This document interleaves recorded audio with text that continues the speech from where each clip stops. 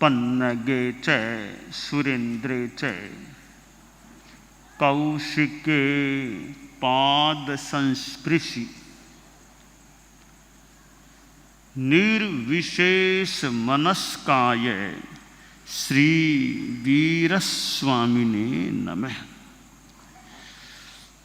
भगवती सूत्र में कहा गया है, तएणं से संख्ये समनो वासए समणं भगवं महावीरं वंदै नमंसै वंदिता नमंसिता एवं वयासी कोह वसट्टेणं भन्ते जीवे किं बंधै किं पकरेई किं चिणाई किं उवचिणाई शंखा कोह वसट्टेणं जीवे आउय वज्जा ओ सत्य कम्म पगड़ी ओ शिथिल बंधन बद्धा ओ धणीय बंधन बद्धा ओ पकरेई हस्य काल ठियाओ दीह काल ठियाओ पकरेई मंदाणु भावाओ तिब्बाणु भावाओ पकरेई अपपये सग्गाओ बहुपये सग्गाओ पकरेई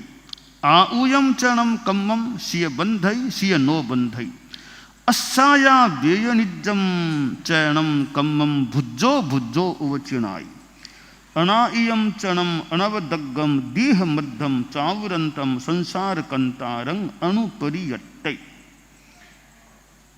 भगवती सूत्र में श्रमणोपासकों का भी वर्णन प्राप्त होता है।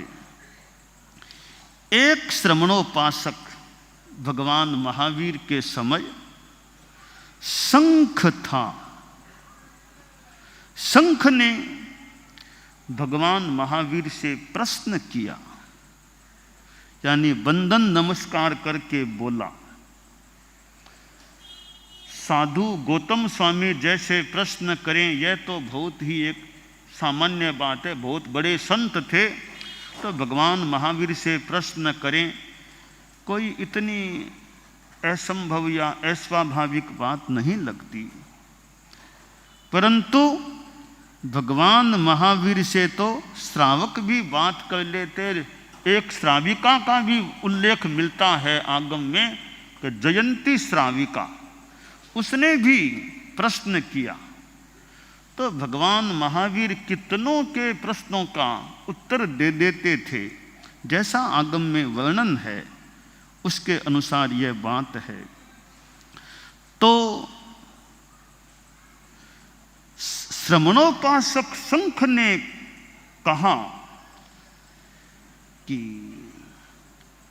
क्रोध वशार्थ जीव बनते क्या बांधता है, क्या बंधन करता है, क्या प्रकर्ष करता है, किसका चय करता है, किसका उपचय करता है। चार कसाय में जो पहला तत्व है कोह या आक्रोश, गुस्सा, इससे क्या होता है। तो भगवान महावीर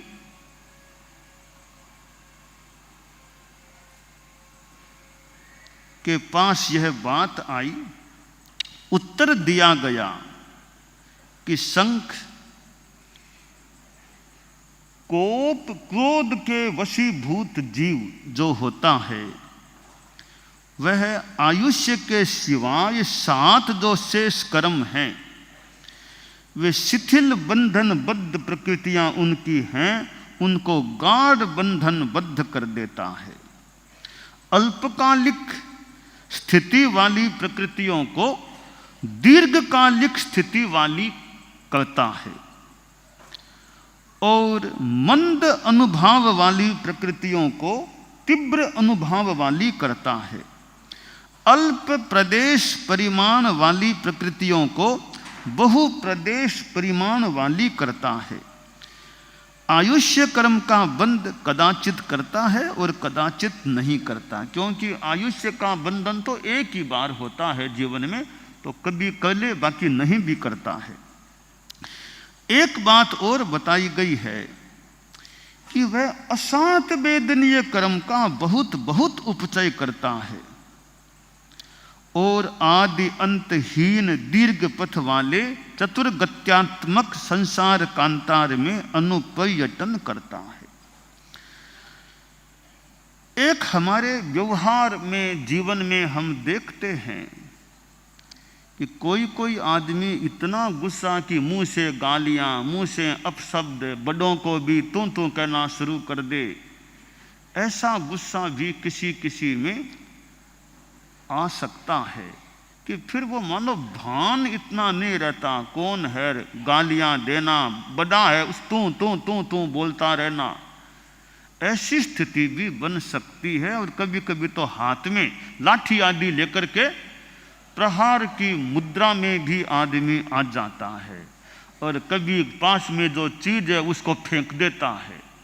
ये गुस्से की स्थिति में प्रवृत्तियां हो सकती हैं, यानी गुस्सा तेज आता है। हमें अपने जीवन में प्रयास यह करना चाहिए यथासंभव कि गुस्सा थोड़ा आ भी जाए तो गाली तो मुंह से न निकले। बड़े हैं, उनको तू तू, गुस्से के कारण से तू तू तू तू शब्द का प्रयोग मुंह से न हो जाए और किसी लाठी या किसी चीज का प्रहार करने के मूड में आदमी न आ जाए, क्योंकि यह गुस्सा है, यह हमारा शत्रु है। कोपः शत्रुर मनुष्याणाम सतुत्याज्यः सदैव ही। यह गुस्सा हमारा शत्रु है, यह मोटा मोटी सदैव साधु के लिए तो त्याज्य है ही, गृहस्थ को भी यह ज्यादा गुस्से के वशीभूत नहीं होना चाहिए। अब गुस्सा दो तरह का होता है। एक गुस्सा तो भीतर में आवेश उठता है, तो आवेश के वशीभूत होकर आदमी बोलता है, वह गुस्सा महा खराब चीज है। एक गुस्सा, उसको गुस्सा कह दें भले कि मन में गुस्सा नहीं है, थोड़ी कड़ाई दिखाने के लिए थोड़ा शब्द थोड़े तेजी से बोल देता है, यह गुस्सा थोड़ा अलग होता है। भले इसको गुस्सा कह दें, पर गुस्से गुस्से में बड़ा अंतर है। एक तो उलाहना देना, थोड़ा सा डांटना, एक वो उसको गुस्सा भले कह दें। एक मन में आवेश आ जाना, खुद का कंट्रोल खुद पर नहीं रहे तो कुछ भी बोल देना, मुंह पत्ती ऐसे हो जाए, कुछ हो जाए, ऐसे मतलब करना, वो गुस्सा अलग होता है। तो हालांकि आगे जाकर तो कोई भी गुस्सा नहीं हो, बढ़िया बात है, फिर भी थोड़ा बहुत मान लो व्यवहार में और में कभी गृहस्थ और कुछ कहना भी हो तो मन में गुस्सा नहीं, मात्र ऊपरी थोड़ी एक दिखावटी रूप में थोड़ा गुस्सा है, कड़ाई है, वो इतना खतरनाक, इतना नुकसानदेह नहीं होता, ऐसा लगता है। जैसे कई बार बड़े मान लो उलाहना दे दे। अब अगर बड़ों के मन में गुस्सा वो खास नहीं है, वो मात्र उसको थोड़ा सा कंट्रोल में करने के लिए थोड़ा कड़ाई से कह रहे हैं, तो मन में कोई गुस्सा नहीं है, मन में प्राय शांति है, पर शब्दों में थोड़ी सी तेजी है, जोर से बोल रहे हैं। यह जो रूप है, एक मन में आवेश है, बहुत बड़ा अंतर दोनों में प्रतीत होता है। और यूं तो ज्यादा कड़ा भी क्यों कहना पड़े, शांति से ही बोल देना, अभी ऐसा क्यों किया, ऐसा नहीं करना चाहिए था, तुमको ऐसा कर लेना, ऐसा नहीं करना चाहिए था, शांति से बोल दो। क्यों आवेश में आकर के लाल पीला होकर के ऐसे क्यों बोल ले। जो भगवती सूत्र में बताया गया है कि क्रोध वशार्थ जीव है, वो अशांत वेदनीय कर्म का बहुत बहुत उपचय करता है। अशांत वेदनीय, जिसके कारण बीमारी हो जाए, तकलीफ हो जाए, अमनोज्ञ शब्द रूप आदि से पाला पड़े, ऐसी स्थितियां बनती है अशांत वेदनीय के योग से। तो इसका एक कारण है ये गुस्सा, जो भगवती सूत्र में बताया गया है। क्रोध वशार्थ जीव असात वेदनीय कर्म का बहुत बहुत उपचय करता है। तो यह गुस्सा तो लगभग शब्द लगा दें काम का है ही नहीं। शांति रखनी चाहिए, बात करें, बात में शांति रखें। कोई दूसरा बोले तो बोल दे, अपने शांति रखो। फिर जो कहने की बात कह दें, कहने की बात शांति से भी तो कही जा सकती है। जो बात कहने की है उसको एक तो गुस्से में आकर के बोलेंगे, एक बोलने में शांति रख लें, क्या फर्क पड़ा? शांति रह गई, अपनी बात भी कह दी गई। तो हम चारित्रात्माएं हैं, समणियाँ भी हैं, चारित्रात्माएं और भी हैं, लोग श्रावक श्राविकाएं आदि जो भी। तो हमारे व्यवहार में कम से कम वो आवेश रूपी गुस्सा तो न रहे। आवेश का मतलब कि मैं चाहता नहीं गुस्सा करना, आदमी चाहता नहीं है, तो आ गया तो लाल पीला हो जाए, यूं थोड़ा कम कुछ हो जाए, एकदम हाथ में चीज ले ले, प्रहार का प्रयास कर ले, गालियां शुरू कर दे, बड़ा है पिता है और बड़ा उसको तू बोलना शुरू कर दे, यह गुस्सा भयंकर है, यह खतरनाक है, गलत है, अकलनीय होता है। इतना गुस्सा नहीं आना चाहिए हमें। हाँ ठीक है, बड़े हैं, थोड़ा छोटों को डांट दिया, मन में नहीं है कोई खास, थोड़ा उलाहना दे दिया, वो अलग स्तर की चीज है। तो आवेश नहीं आना चाहिए, और डांटना भी मौका देख करके ही करना चाहिए। ज्यादा कब डांटना कब नहीं। हमारे अग्रणी संत भी बैठे हैं, कई अग्रणी साधियां और भी हैं, तो डांटना भी थोड़ा मौका देख करके ही करना चाहिए कि कितना सहन कर पाएगा। मैं भूल न करूं तो आचार्य श्री महाप्रज्ञ जी, मैंने पहले भी एक बार कहा था, यहाँ बॉम्बे में ही संभवतः विराजे थे, बॉम्बे की यात्रा में थे, बॉम्बे पधार गए थे, तो एक श्रावक को थोड़ा सा गुरुदेव ने थोड़ा सा यूँ शायद फरमा दिया, थोड़ा कुछ उला ना कह दो, थोड़ा फरमा दिया। श्रावक ने भी यूँ स्वीकार करना अच्छा श्रावक लगा। तो फिर गुरुदेव ने फरमाया कि उलाहना भी आदमी को देख करके देना चाहिए, कि उलाहना भी कितना पात्र है इसको देख करके देना चाहिए। हर किसी को उलाहना देना भी ठीक नहीं, कच्चा बच्चा है वो उलाहने को सहन भी नहीं कर सके, तो उलाहना भी देख करके देना चाहिए। यानी कि आदमी को देखना किसको किस तरह से सेटल करें, किस तरह उसको टेकल करना चाहिए। किसी को मान लो जरूरत है तो कड़ाई भी करनी पड़े, तो कहीं नरमाई कहीं कड़ाई। हमारे अग्रणी संत और हैं, तो कहीं कड़ाई तो कहीं नरमाई, सभी विधियां, दोनों विधियां मौके मौके पर काम ली जा सकती है कि किसके साथ कड़ाई करे और किसको किस तरह से टेकल करना चाहिए। तो बड़े संत उलाहना भी दे दे मान लो, तो सहवर्ती संत हैं और हैं, तो भी थोड़ा उनका कर्तव्य है शांति से स्वीकार करें। वंदना कर ली, हाथ जोड़ लिया, वो अच्छी बात होती है कि बड़े संतों ने कहा है, फरमाया है, इनको विनय तो रखे ना बड़ों का। तो हमें ऐसे गुस्सा तो टालना ही चाहिए। कुछ शिक्षा रूप में भी बड़े कुछ कहते हैं। परम पूज्य आचार्य श्री भारमल जी स्वामी थे, मैं भूल न करूं तो रायचंद जी स्वामी कोई बाहर व्याख्यान कहीं दे रहे थे, और यानी छोटे व्याख्यान दे रहे थे और बड़े अंदर थे संभवतः। तो भारमल जी स्वामी ने थोड़ा व्याख्यान कुछ शब्द कान में पड़े होंगे या सुना होगा, तो लगा कि व्याख्यान ठीक नहीं दे रहा है, व्याख्यान ठीक नहीं दे रहा है। तो भारमल जी स्वामी गुरुदेव अंदर विराजे थे, मैं शब्दों में भूल न, वो लगभग यही होगा, फरमाया रायचंद कहीं गफोड़ा मारे यूं, क्या गफोड़ा मारे यहाँ लोग होंगे, फरमा दिया क्या गफोड़ा मारे यहाँ बखान कमाई ने। तो संभवतः रायचंद जी स्वामी को लगा रे गुरुदेव ने मुझे इतनों के बीच में फरमा दिया कहीं गफोड़ा मारे यहाँ, तो अंदर गए, यानी बखान के बाद अंदर गए होंगे। ये हमारी सामान्य सी रीत है, व्याख्यान देकर संत आए तो गुरु को जाने से पहले भी वंदन कर ले, व्याख्यान देने के बाद फिर आकर के बंधन। ये सामान्य सी हमारी पुरानी रीत सी है, मेरे देखने में भी है वो हमारी। तो वंदना की होगी, तो कहा गुरुदेव कोई मेरी भूल हो गई हो बोलने में, आप मुझे अकेले में फरमा देते, सबके बीच में क्यों फरमाया? कि सबके अकेले में मुझे फरमा देते, कोई दो बात थी, यूँ सबके यूँ बीच में क्यों फरमाया? तो क्यों? बुलाओ खेतसी को, बुलाओ खेतसी को। खेतसी उनके मामा होते संसार, बुलाओ खेतसी को। तो हम तो सबके बीच में कह सकते हैं, हम किसी के सामने कह सकते, जो भी भाव था। कहते गुरुदेव जिया मर्जी बिया फरमाओ, जिया मर्जी बिया फरमाओ आपके लिए। तो बड़े उल्हा ना दे दे, अगवानी भी कभी मान लो कुछ कह दे सहवर्ती को, तो वापिस एक तो गुस्से में आ जाए, और या थोड़ा कि आर नहीं करूँगा और वो नहीं करूँगा, ऐसा नहीं।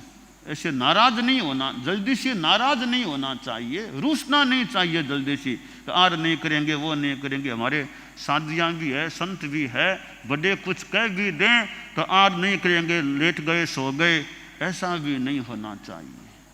हेमराज जी स्वामी को भिक्षु स्वामी ने थोड़ा फरमा दिया था। खैर बड़ों की ज़्यादा बात न करें, तात्पर्य है कि हमें गुस्सा ज़्यादा नहीं आना चाहिए। गुस्सा आने पर या तो आदमी बोलता है या रूस के बैठ जाता है, रूस के बैठ जाता है, लेट जाता है, आर नहीं करता है, ऐसा करता है। तो दोनों ही नहीं होने चाहिए, न तो रूसना चाहिए और न गुस्से में आके बड़ों के सामने तेजी में बोलना चाहिए। वो आपके गृहस्थों की बात है, आपके परिवारों की बात है। गुरुदेव महाप्रज्ञ जी ने एक बार संभवतः मैंने उनसे सुनी थी, परिवारों की बात है। वो एक परिवार था, कोई सेठ का उनका परिवार था, तो कोई पोते की और की शादी हुई, तो वो नई बहू रानी घर में आई। तो छोटी थी तो छोटों को कभी कभी सास वगैरह कोई डांट भी दे, कुछ कह भी दे। तो वो छोटी थी बहू रानी, वो कई बार थोड़ा कह दिया तो रूस के जाकर के बैठ जाती, फिर खाना नहीं खाती, वो ऐसा किया करती थी। तो कई बार वो रूस के बैठ जाती, तो फिर सास जाती, उसको मनाती, राजी करती, लाती, उसको भोजन कराती। कई बार काम पड़ गया। एक दिन वो सेठ ने कहा, ये बीननी तो ज़्यादा ही बार बार रूसती बहुत है, इस बार रूसेगी ना, इसको कोई नहीं मनाएंगे हम। तो फिर कोई मौका आया और वो बीननी जो बहू रानी थी, कोई किसी ने थोड़ा कह दिया होगा, सास ने किसी ने, रूस गई, जाके ऊपर जाके अपनी सो गई, यानी खाना नहीं खाऊंगी इस रूप में जाके सो गई। तो परिवार के लोग तो खाना खा रहे थे, तो सास का मन थोड़ा पसी जाके, देखो बीननी तो आया ही को नहीं, मैं तो से खावा, बीननी आता ही आई को नहीं, अब मैं कहीं खाऊं, बिना बीननी के मैं अकेली कहीं खाऊं। तो बीननी आओ तो आप सागे पछ खा ले, वहाँ भोजन कर ले। वहाँ तनाब सास ने अपने कोई पोते से किसी से कहा, या पोते से एक देवर से, कि बीननी ने बोल दो, छाछ रोटी राय तो कहो बहू ने खाए तो, छाछ रोटी राय तो कहो बहू ने खाए तो। बीननी ने कह दो कि भी छाछ है, रोटी है, राय तो है, आ जाओ खावा तो आ जाओ, खा लो, आप टाइम हो जो, रूस न कहीं आ जाओ, शांति खा लो। अब वो बहू रानी को भी भूख लग गई थी, सोचा कोई आए मुझे मनाए तो मैं जाके खाऊं, कोई आया नहीं, कई देर हो गई। तो वो छोटी उम्र की थी, 14-15 वर्ष की वो नई बहू रानी थी, सोचा कोई आया नहीं, भूखा रहना पड़ेगा यूँ तो फिर। तो वो धीरे धीरे ऊपर से उतरी, उतर करके रसोई का वो गेट था उसके पीछे आकर के खड़ी होगी, कोई मुझे कह दे तो मैं अब खा लूँ। तो वो जब ये कहा कि छाछ रोटी राय तो कहो बहू ने खाए तो, आचार्य श्री महाप्रज्ञ जी से मैंने यह दोहा सुना था संभवतः। तो फिर वो बीननी थी, है कहाँ बीननी, है कहाँ भी दिखी नहीं, कहाँ है कहाँ बीननी। तो वो बोली, किवाड़ लारे बैठी हूँ, किवाड़ लारे बैठी हूँ, कोई तेरे आए तो, किवाड़ लारे बैठी हूँ, कोई तेरे आए तो कोई आके मुझे बुलाए तो मैं आ जाती हूँ। तो फिर उसको ले गए, सास ने खाना खिला दिया। तो ये रूसना ठीक है, बच्चों में और में थोड़ी रूसने की आदत हो सकती है। हमारे छोटे छोटे संत भी हैं, हमारे मुनि विस्तृत भी बैठे हैं, और भी कई संत हैं, अब तो बड़े हो गए हैं, अब तो बहुत अच्छे बड़े हो गए, छोटे बच्चे थे, याद है कभी कभी कोई रूसने की बात थोड़ी सी, कभी रूस जाना है तो छोटे क्या बात थी, रूसने की क्या बात थी। बनते मैं जब करीब 11 वर्ष का था तब दीक्षा ली थी, और दीक्षा लेते ही पहले दिन से ही परम पूज्य गुरुदेव महाप्रज्ञ जी ने मुझे परम पूज्य आचार्य श्री महासमण जी के संरक्षण में सौंप दिया था। मेरा ये सौभाग्य था कि परम पूज्य गुरुदेव की वात्सल्यमयी छत्र छाया में मुझे रहने का मौका मिला। और गुरुदेव गुरुदेव स्वयं तो मुझे कभी डांटते ही नहीं थे, और कोशिश यह रखते थे कि कोई मुझे डांटे नहीं, लेकिन उसके बाद भी कभी कभी कोई गुरुदेव के पीछे से मुझे कोई डांट देता तो मैं नाराज होकर के गंगासर की सीढ़ियाँ थी उनमें जाकर के बैठ जाया करता था। और परम पूज्य गुरुदेव फिर पधारते, जब पता करते कि कहाँ है, विश्व मिला नहीं, तो गुरुदेव पधारते और सीढ़ियों तक पधार करके वहाँ पे पधार करके मुझे समझाते थे, विस्तृत स्याणो है नहीं, स्याणो है नहीं, ऐसे सर पे हाथ फेर फेर के मेरा हाथ पकड़ के वापस ला के आर करवाते थे मुझे। मैं अपनी बात को संपन्न कर रहा हूँ कि रूसना भी नहीं चाहिए, बच्चों की बात थोड़ी अलग है, गुस्से में आवेश में बोलना भी नहीं चाहिए। दानान शठंग अभयपयानम सच्चेषु या अनवज्जंग वयंती तवेषु या उत्तम ब्रह्मचेरम लोगुत्तमे समनेनाय